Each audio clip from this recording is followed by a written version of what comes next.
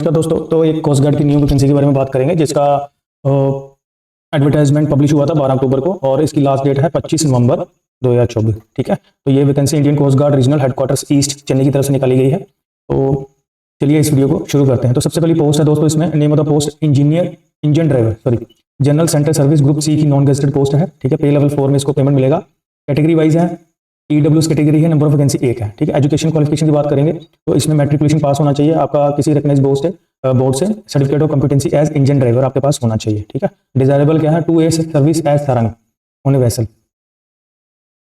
तो ये एक्सपीरियंस अगर आपके पास है तो क्योंकि साउथ वाली साइड है तो उन सभी ने सरंग पे काम किया होता है मैक्सिमम जो भी इस पोस्ट के लिए अप्लाई करते हैं, तो उन सभी को ये पता होगा। ठीक है, एज लिमिट है 18 से 30 साल।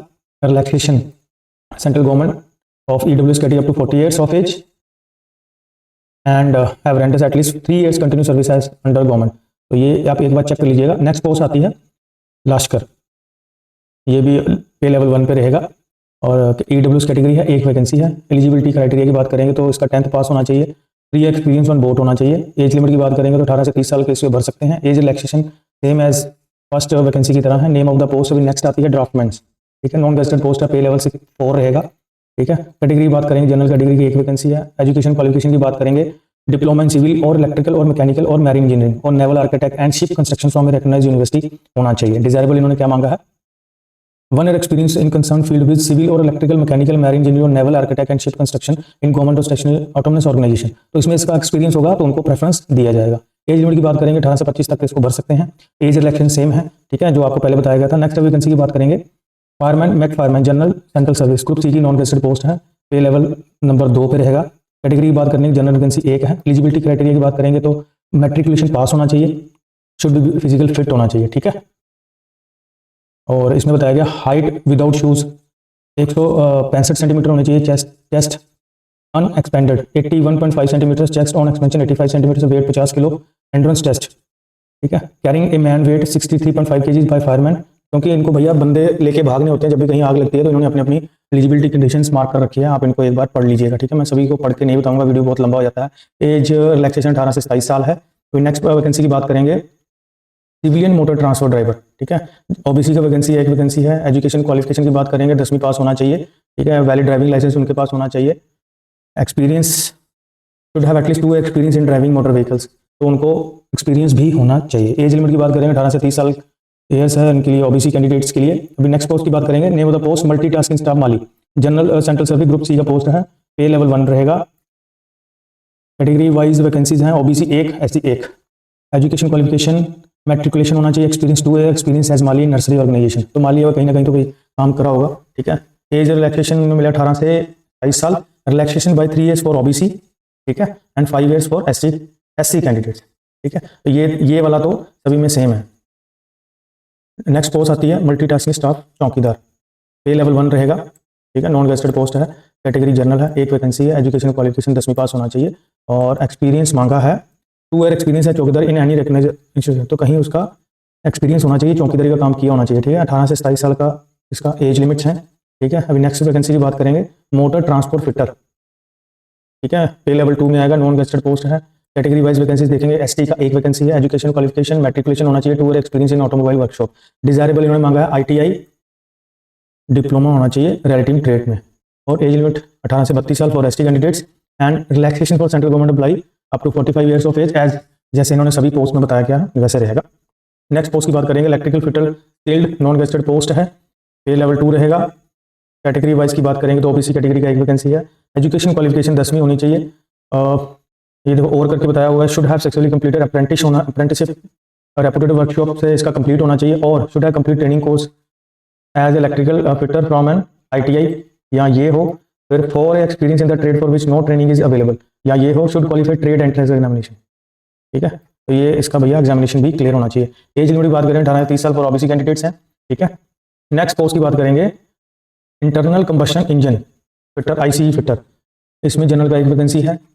ठीक है, एजुकेशन क्वालिफिकेशन 10वीं होनी चाहिए, तो वो सेम चीज़ है। अप्रेंटिस होना चाहिए रिकॉग्नाइज रेपुटेटिव वर्कशॉप से। ठीक है, उसका ट्रेनिंग कोर्स होना, should have completed training course in the relative ICE fitter. ठीक है, 4 year एक्सपीरियंस होना चाहिए उसका, no training available in the industry training, should qualified trade examination. 18 से 27 साल की इसका एज लिमिट है। Relaxation as per central government servants हैं। अभी नेक्स्ट वैकेंसी की बात करेंगे, unskilled labour, non gazetted post का पे लेवल 1 में आएगा, ठीक है। कैटेगरी की बात करेंगे, जनरल कैटेगरी का एक वैकेंसी है, एजुकेशन क्वालिफिकेशन 10th पास होना चाहिए, ठीक है, और ITI from recognised institution, experience 2 साल का उसको ट्रेड का एक्सपीरियंस होना चाहिए। एज लिमिट 18 से 27 साल है। अभी the permissible benchmark disability for the following post, तो ये बेंचमार्क डिसेबिलिटीज़ के बारे में आप एक बार रीड आउट कर लीजिएगा, ठीक है। तो कौन कौन सी फिजिकल डिसेबिलिटी है और किस पोस्ट के लिए वो अप्लाई कर सकते हैं, ये उनके लिए है। हाउ टू अप्लाई है, आपको एनेक्सर 1 इसी ऑफलाइन फॉर्म्स आपको भेजने हैं, जो भी आपके डॉक्यूमेंट्स यहाँ पे इन्होंने मेंशन किए वो आपको साथ में लगाने हैं और गिवन एड्रेस पे आपको इनको भेज देना है। Valid ID proof, medical matriculation, 10th diploma marksheets, latest category certificates, ठीक है, experience certificate, NOC, latest passport size photograph, ठीक है। The date of issue of all above documents is to be on board before closing of 25 November तक ये आपको भैया भेज देना है वहाँ पे, ठीक है, जल्दी से जल्दी, उसके बाद नहीं लिया जाएगा। The candidate following under reserve category to produce, तो जो भी कैटेगरी में जो भी SC ST ST EWS में आ रहा है उनके पास सर्टिफिकेट होने चाहिए, ठीक है। इस एड्रेस पे आपको ऑफलाइन भेजना है ऑर्डरनी पोस्ट विद इन 45 डेज, ठीक है। मोड ऑफ सिलेक्शन एक बार आप पढ़ लीजिएगा, वीडियो काफी लंबा हो जाता है। डॉक्यूमेंट वेरिफिकेशन होगा, रिटर्न एग्जामिनेशन होगा, ठीक है। एप्लीकेशंस को आपको चेकआउट किया जाएगा, आपको इंटीमेट किया जाएगा, फिर आपको बुलाया जाएगा। अभी सिलेबस देखिए, general knowledge, maths and general English आएंगे मल्टीटास्किंग स्टाफ कैडर के लिए, और ये इस तरह का आपका सिलेबस रहेगा। Minimum marks for written exam 50% marks आपको चाहिए क्वालिफाई करने के लिए। इन केस SC ST 45% चाहिए। No relaxation in qualify marks, उसमें रिलैक्सेशन नहीं मिलेगा भैया OBC EWS कैंडिडेट्स को, ठीक है। इंपॉर्टेंट सेक्शन फॉर कैंडिडेट आप एक बार पढ़ लीजिएगा। जो मैंने आपको पहले बताया कि आपको अपने एप्लीकेशन एनवलप के ऊपर बोल्ड लेटर्स में लिखना आप कौन सी पोस्ट के लिए अप्लाई कर रहे हैं, उसके अंदर एक एनवलप डालना है, 30 या 50 रुपए की स्टैंप लगानी है और कैटेगरी मेंशन करनी है, ठीक है। फिर आपको ये पोस्ट कर देना है और क्रॉस चेक कर लेना है, ठीक है। ये एक बार आप पढ़ लीजिएगा, सारी चीज़ें मैंने ऑलरेडी आपको पहले बता रखा है। इस एडवर्टाइजमेंट को आप वेबसाइट पे जाके भी देख सकते हैं सभी को अच्छे से। मेरा काम था आपको आउटलाइनिंग देना, मैंने वो काम अपना कर दिया है। आगे आपका काम है इसको अच्छे से रीड आउट करना कि आप किस में लाइल करते हैं, किस में आपको मेट कर रहे हैं और कौन सी वैकेंसी में आप एलिजिबल हैं, उसके लिए आप अप्लाई कर सकते हैं। इस वेबसाइट में जाके आप ये फॉर्म को डाउनलोड कर सकते हैं, ये आपको PDF मिलेगा और यहाँ से आप पेज नंबर वाइज इसको प्रिंट आउट कर सकते हैं। अनेक्सर 1 की बात करेंगे, ये आपको भरना है कौन सी पोस्ट के लिए अप्लाई कर रहे हैं, नेम ऑफ एप्लीकेंट, पोस्ट कौन सी है, date of birth, father's name, permanent address, correspondent address, ठीक है। यहाँ पे फोटो लगानी है अपनी, यहाँ पे आपको डिटेल अपनी फिलअप करनी है, ठीक है। एजुकेशन क्वालिफिकेशन भरेंगे सारी, ये डिटेल आपको सारी फिलअप कर देनी है। ईमेल ID, मोबाइल नंबर आपका वर्किंग कंडीशन में होना चाहिए और कैटेगरी आपको 100% मेंशन करनी है, ठीक है। फिजिकली हैंडीकैप्ड के जो सर्टिफिकेट्स रहेंगे क्लोज करने हैं अगर आप इस कैटेगरी में फॉलो करते हैं। बाकी है डिक्लेरेशन आपका लेफ्ट हैंड थंबप्रिंट पे चलेगा, सिग्नेचर ऑफ एप्लीकेंट लगेंगे। Form of certificate to produce by backward class वालों को ये सर्टिफिकेट प्रोड्यूस करना, आप एक बार इसको चेक कर लीजिएगा, ठीक है। नेक्स्ट आता है प्रोफॉर्मा 1 एनेक्सर 3, ठीक है। ये ST और SC कैंडिडेट्स को ये प्रोड्यूस करना होता है, ये उनको पता रहता है, वो बनवा के रखे होते हैं, ठीक है। ये उनको प्रोड्यूस करना है। नेक्स्ट की हम बात करेंगे income and ex certificate to produce by economically weaker, EWS section में अंडर जो भी कैंडिडेट आएंगे वो ये फॉर्म को साथ में इंक्लोज करके भेजेंगे। ये भी साल में रिन्यू करवाते हैं, ठीक है। वैलिड फॉर द ईयर इन्होंने लिखा होता है, ये उनके पास रहता है, उनको पता रहता है, ठीक है। तो आई होप कि इस वीडियो में आपको काफ़ी इन्फॉर्मेशन पता चली होगी। वैकेंसीज कम हैं लेकिन ज़रूरतमंद के लिए वो भी वैकेंसी काफ़ी काम आएगी इन फ्यूचर में, उसका काफ़ी रोल रहेगा। आई होप कि इस वीडियो में आपको काफ़ी नॉलेज मिला होगा, ठीक है। तो इस वीडियो को ज़्यादा से ज़्यादा शेयर करें and thank you very much for watching this video. Stay tuned for more updates.